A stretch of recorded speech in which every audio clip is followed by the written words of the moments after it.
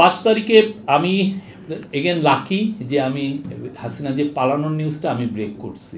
তারপরে যখন দেওয়ার পরে আমার মনে হয় কত 60-70 বার কুল্লু পড়ছি।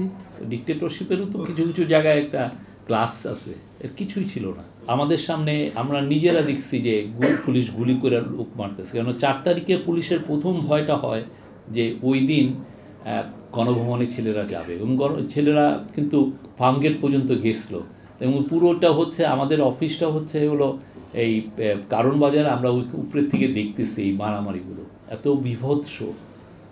ফলে যখন আওয়ামী লীগের লোকগুলো বলে হ্যাঁ কি হয়েছে আর কি হয় নাই, বিশ্বাস করেন I don't see any future for them.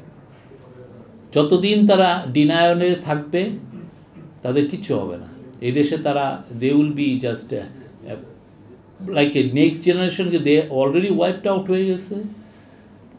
5 তারিখে আমি এগেন লাকি যে আমি হাসিনা যে পালানোর নিউজটা আমি ব্রেক করছি।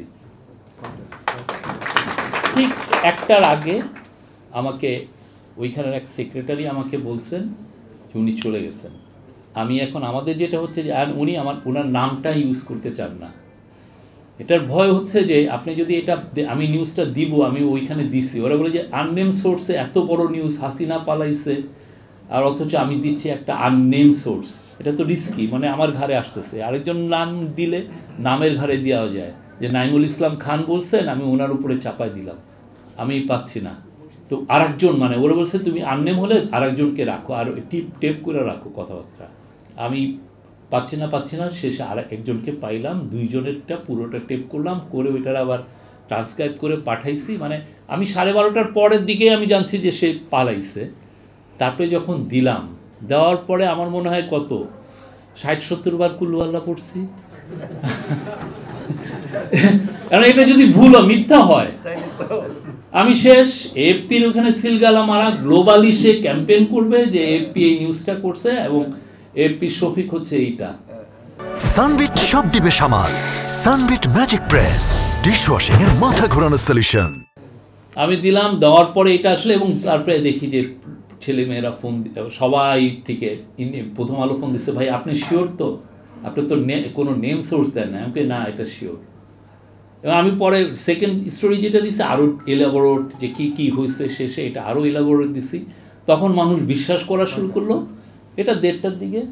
তখন দেখি যে সবাই আমাকে কোট করে, মানে আমার উপর ঘাড়ে, যে FP Sage Sheikh Hasina has fled.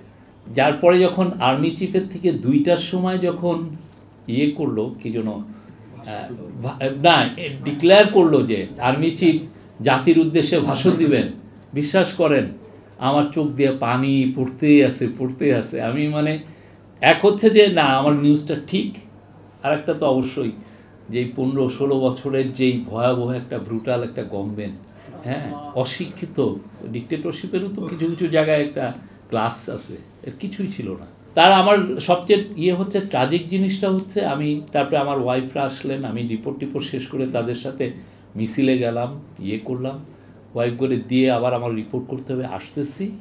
আসার সময় এটা হচ্ছে আমার লাস্ট আসার সময় দেখি যে কারণ বাজারে আগে যেটা আওয়ামী লীগের ওই যে ফল ব্যবসায়ী সমিতি ছিল, ওইটা আবার বিএনপি আলারা বোধহয় করে ওইটা দখল করতেছে। করে আমি বোকার মতো ছবি নেওয়া শুরু করছি। ছবি যখনই নিছি এরা আসছে, এবং ধামাধাম আমার 5-6টা গুলি ঘুষি মেরে দিচ্ছে। এইখানে ঘুষি মারছে, এইখানে মারছে, এবং আমি পড়ে গেছি। সেই সময় একজন আসছে একটা বড় লাঠি নিয়ে আমারে মারবে। এগেন আমার মানে মনে হচ্ছে আমি মারা যাচ্ছি।